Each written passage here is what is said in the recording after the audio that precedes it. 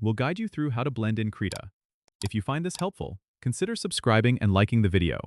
First, open Krita on your desktop. Then, create a new canvas by clicking on File and selecting New. Once your canvas is ready, you need to select a brush that supports blending. Go to the toolbar on the left and click on the brush icon. A brush preset window will appear. In this window, look for brushes that have blend in their name or description. These brushes are specifically designed to mix colors smoothly. One popular choice is the basic wet brush, which is great for achieving smooth transitions. Select this brush and adjust its size and opacity as needed using the sliders at the top of the window. Now, to start blending, choose the colors you want to mix by selecting them from the color wheel or your palette.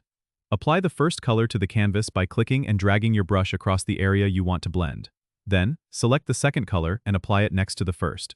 Now, gently stroke between the colors with your blending brush. You will see the colors start to mix and create a smooth gradient.